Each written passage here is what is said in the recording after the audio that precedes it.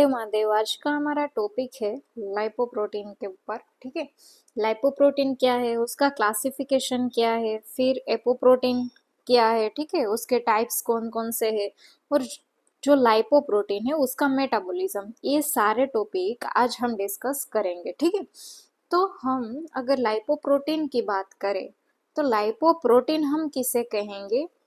Lipoprotein का मतलब कि लिपिड प्लस प्रोटीन। देखो नाम है ना, वो आपको अच्छे से समझना है। लाइपोप्रोटीन मतलब कि लिपिड प्लस प्रोटीन प्रेजेंट है उसके स्ट्रक्चर में। ठीक है, तो क्यों दोनों लिपिड प्लस प्रोटीन क्यों प्रेजेंट है? फॉर एग्जाम्पल अगर हम बात करें ब्लड, तो ब्लड के अंदर फॉर एग्जाम्पल आप पानी ले लो। ठीक है, पानी है तो वाटर के अंदर अगर आप ऑयल ऐड करो तो वो मिक्स होगा? नहीं होगा। तो उसी तरह से जो ब्लड है उसके अंदर अगर लिपिड प्रेजेंट है, ठीक है, तो वो लिपिड इनसॉल्युबल है ब्लड के अंदर।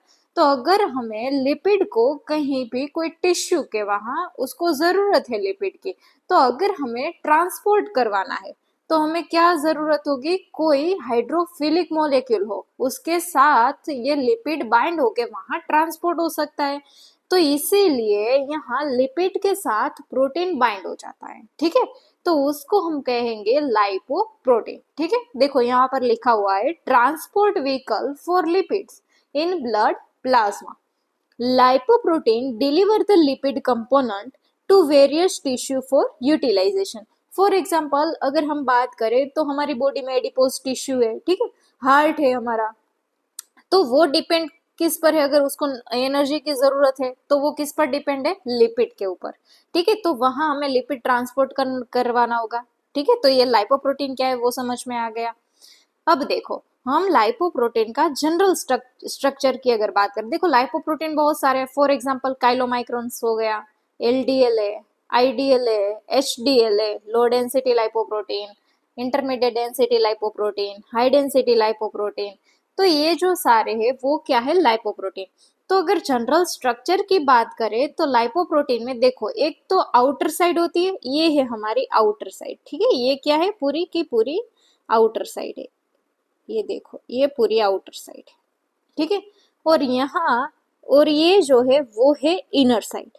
ठीक है, तो ये जो बाहर का भाग है, बाहर का जो ये है, तो उसे हम क्या कहेंगे? कोट कहेंगे। और जो ये इनर वाला पोर्शन है उसे हम कहेंगे कोर। तो ये जो बाहर का पोर्शन है, अगर हम कोट की बात करें तो वो किससे बना हुआ होता है? तो वो होता है कोलेस्टेरॉल, फिर है एपोप्रोटीन एंड फोस्फोलिपिड। तो इसी तरह से क्या बनता है? जो बाहर का स्ट्रक्चर है, कोट है, उसकी बात करें तो वहां क्या प्रेजेंट होता है? कोलेस्टेरॉल प्रेजेंट है, एपोप्रोटीन प्रेजेंट होता है एंड फोस्फोलिपिड प्रेजेंट होता है। अगर हम कोर की बात करें इनसाइड, तो वहां क्या प्रेजेंट होता है? वहां होता है आपका TAG, triacylglycerol and cholesterol ester present होता है। ठीक है, तो ये हो गया हमारा जनरल स्ट्रक्चर ऑफ लाइपोप्रोटीन। देखो यहाँ पर जो एपोप्रोटीन है, बहुत सारे एपोप्रोटीन है, तो different different apoprotein different different lipoprotein में प्रेजेंट होते हैं, वो हम आगे देखेंगे। आपको जनरल स्ट्रक्चर पहले समझ में आना चाहिए। ठीक है, कि भाई यहाँ पर आउटर लेयर है, इनर लेयर भी प्रेजेंट है। आउटर लेयर किससे बना है? कोलेस्टेरॉल है, एपोप्रोटीन है एंड फोस्फोलिपिड से बना है, जबकि इनर लेयर है वो कोलेस्टेरॉल एस्टर एंड ट्राइसाइलग्लिसरॉल से बना हुआ होता है। ठीक है, अब हम बात करें क्लासिफिकेशन ऑफ लाइपोप्रोटीन। तो देखो अगर हम बात करें डेंसिटी की, फॉर एग्जाम्पल आप ब्लड ले लो। ठीक है, आपने ब्लड सैंपल लिया, उसको आप कर दो सेंट्रीफ्यूज। क्या कर दो आप? सेंट्रीफ्यूज। तो आप जब सेंट्रीफ्यूज करोगे, सेंट्रीफ्यूगेशन करोगे तो क्या होगा? फॉर एग्जाम्पल ब्लड है, ब्लड लिया है हमने एज अ सैंपल, तो आपको दो लेयर सेपरेट मिलेंगे कुछ इस तरह से। देखो यहाँ ऊपर का लेयर, ठीक है, जो येलोइश कलर का होता है उसे हम क्या कहते हैं? प्लाज्मा। और जो नीचे वाला पोर्शन है, ठीक है, वहां क्या होता है? सेल डेब्रिस प्रेजेंट है, मतलब कि ब्लड सेल प्रेजेंट होते हैं। तो मतलब कि डेंसिटी के हिसाब से हमें डिफरेंट डिफरेंट लेयर मिलते हैं। तो उसी तरह से फॉर एग्जांपल हमने क्या किया? लाइपोप्रोटीन का सैंपल लिया। ठीक है, तो बहुत सारे लाइपोप्रोटीन प्रेजेंट है, काइलोमाइक्रॉन्स प्रेजेंट है, वीएलडीएल प्रेजेंट है, एलडीएल प्रेजेंट है, एचडीएल प्रेजेंट है, ये सारा मिक्सर है। तो जब हम उसको सेंट्रीफ्यूज करोगे तो आपको डिफरेंट डिफरेंट लेयर मिलेंगे, ठीक है, सेंट्रीफ्यूज ट्यूब में।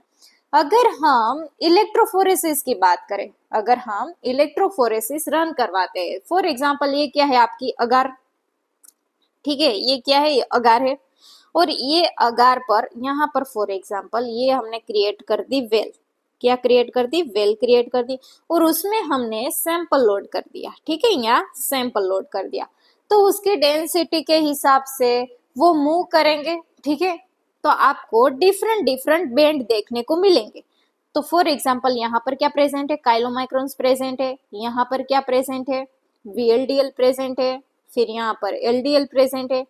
तो इस तरह से हम क्लासिफाई करें तो इसको हम 5 मेजर ग्रुप में क्लासिफाई कर सकते हैं, ठीक है, काइलोमाइक्रॉन्स, वीएलडीएल, फिर आ गया हमारा IDL, LDL and HDL. Generally free fatty acid को हम कंसीडर नहीं करते क्योंकि वो लूजली बाउंड होता है प्रोटीन के साथ, इसलिए, ठीक है। तो यहाँ पर आप देखो काइलोमाइक्रॉन से उसमें क्या जनरली जो एपोप्रोटीन, मैंने आपको जनरल स्ट्रक्चर बताया था, तो उसमें क्या बोला मैंने कि जो बाहर का लेयर है, ठीक है, वो फॉस्फोलिपिड से बना हुआ होता है, एपोप्रोटीन प्रेजेंट होता है एंड कोलेस्ट्रॉल प्रेजेंट है। तो ये जो एपोप्रोटीन है वो डिफरेंट डिफरेंट प्रेजेंट हो सकते हैं। तो यहाँ काइलोमाइक्रॉन से उसके स्ट्रक्चर में आपको एपोप्रोटीन B48 मेजरली देखने को मिलता है। वीएलडीएल की बात करें तो उसमें एपोप्रोटीन B100 प्रेजेंट होता है।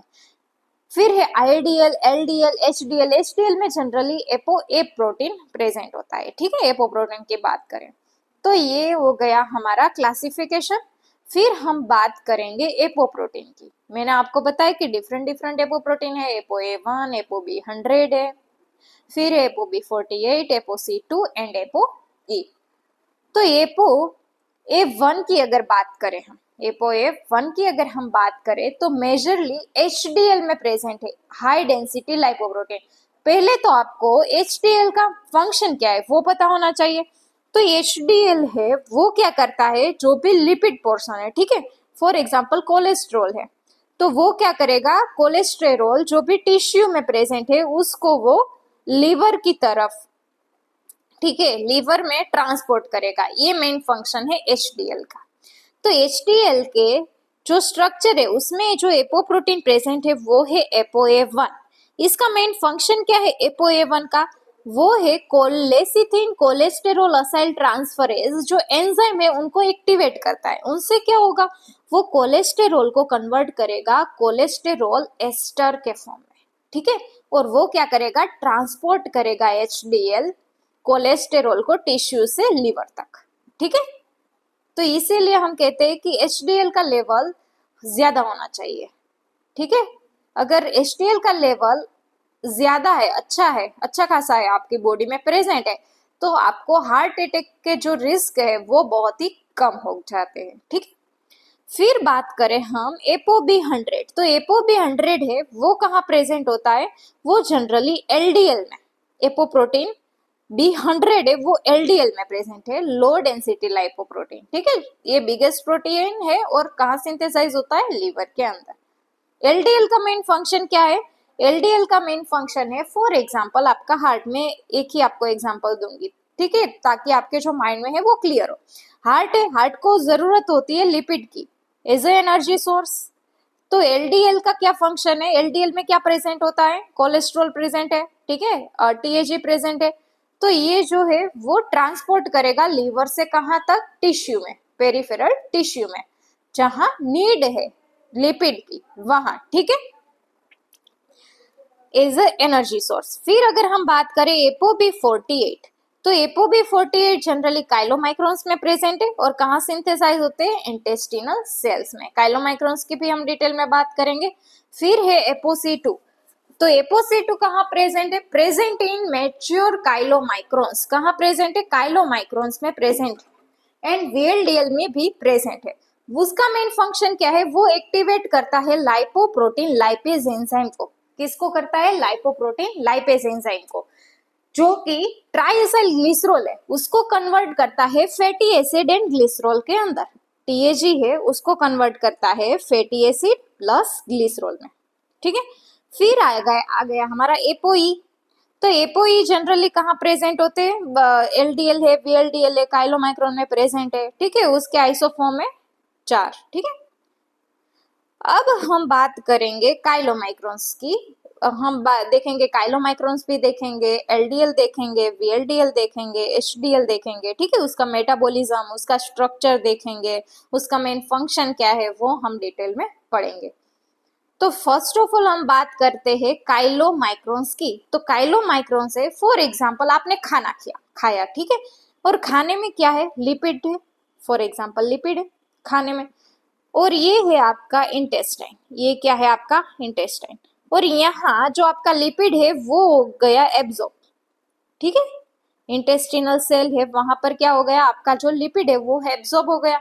लेकिन देखो, लिपिड है वो तो फॉर एग्जाम्पल हमें जो ये लिपिड है वो कहाँ, हमें कोई भी टिश्यू है उसको जरूरत है लिपिड की, उसको जरूरत है लिपिड की। तो अगर हमें ट्रांसपोर्ट करवाना है तो हम कैसे करेंगे? क्योंकि लिपिड है वो तो इनसोल्युबल है, हाइड्रोफोबिक है। तो हम क्या करेंगे, जो हमारी बॉडी है वो उसको क्या करेंगे, उसके जो हाइड्रोफिलिक कंपाउंड है, हाइड्रोफिलिक कंपोनेंट है, उसके साथ बाइंड करेंगे ताकि वो इजीली क्या क्या हो सके? ट्रांसपोर्ट हो सके ब्लड प्लाज्मा में। तो ये है काइलोमाइक्रोन्स का स्ट्रक्चर। उसमें क्या होता है कि ये देखो ट्राइग्लिसराइड है, ट्राइग्लिसराइड यहाँ प्रेजेंट है, देखो यहाँ पर, उसको ट्रांसपोर्ट करवाना है, कोलेस्टेरॉल है उसको ट्रांसपोर्ट करवाना है। तो हम कुछ ऐसा स्ट्रक्चर बनाएंगे कि जो ब्लड के अंदर वो अच्छे से ट्रांसपोर्ट हो और जहां भी उसकी जरूरत है वहां पहुंच सके, ठीक है।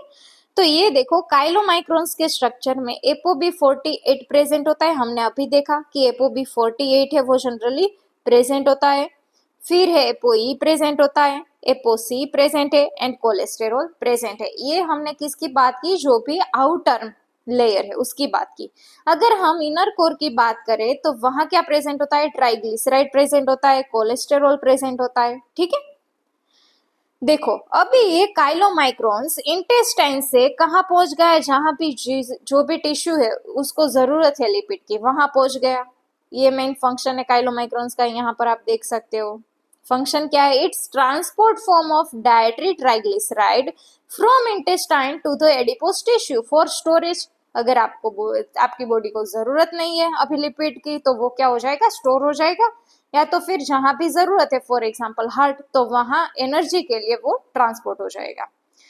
तो ये काइलोमाइक्रोन्स, चलो फॉर एग्जाम्पल ये हार्ट के टिश्यू है, ठीक है, ये हार्ट के टिश्यू है, उसको जरूरत हुई लिपिड की, तो ये काइलोमाइक्रोन्स ने हमने ट्रांसपोर्ट करवाया, ठीक है, काइलोमाइक्रोन्स यहाँ पहुंच गया। अब क्या होगा? ये जो काइलोमाइक्रोन्स है उसके स्ट्रक्चर में टीएजी है, ये बाहर का लेयर है और ये इनर लेयर, यहाँ क्या प्रेजेंट है? टीएजी प्रेजेंट है। लेकिन अब यूटिलाइज कैसे करेंगे? तो ये जो टीएजी है उसका ब्रेक डाउन करेंगे हम, ठीक है। तो यहाँ आप देखो, lipoprotein lipase is located at the endothelial layer of capillaries of adipose tissue, muscles and heart. Lipoprotein lipase जो एंजाइम है वो प्रेजेंट होता है कहाँ पर? एडिपोज टिश्यू है, मसल है, हार्ट है, लेकिन वो इनएक्टिवेट होते हैं। क्या होते हैं? इनएक्टिवेट होते हैं। तो हमने काइलोमाइक्रोन्स के स्ट्रक्चर में देखा एपोसी2 प्रेजेंट होता है, देखो यहाँ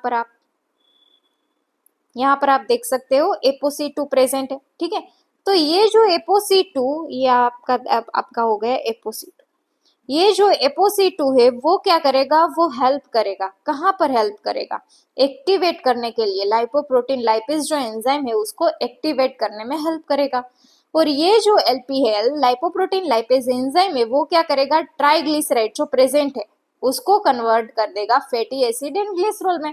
अब ये फैटी एसिड का बीटा ऑक्सीडेशन होगा, एसिटाइल कोए फॉर्मेशन होगा, ये एसिटाइल कोए कहाँ जाएगा? टीसीए साइकिल में, और ये टीसीए साइकिल में जो भी NADH बना है, ठीक है, वो कहाँ जाएगा? इलेक्ट्रॉन ट्रांसपोर्ट चेन में, और आपको क्या मिलेगी? ATP एनर्जी, ठीक है। ये पूरी साइकिल होती है इस तरह से। तो यहाँ पर फैटी एसिड एंड ग्लिसरॉल आ गया। मसल्स और adipose tissue cells take up the liberated fatty acid, वो क्या करेगा? यूटिलाइज करेगा फॉर द एनर्जी। अब क्या है? Is the TAG content is progressively decreased and chylomicron shrink in size. देखो पहले फॉर एग्जांपल ये काइलोमाइक्रोन है, ठीक है, ये काइलोमाइक्रोन का स्ट्रक्चर है। तो पहले इतना बड़ा था, लेकिन अब क्या होगा, यहाँ जो TAG है उसका अमाउंट धीरे धीरे क्या होता जा रहा है, डिक्रीज होता जा रहा है। तो ये काइलोमाइक्रोन की साइज भी क्या होती जाएगी, डिक्रीज होती जाएगी। तो यहाँ पर लिखा हुआ है काइलोमाइक्रोन श्रिंक इन साइज।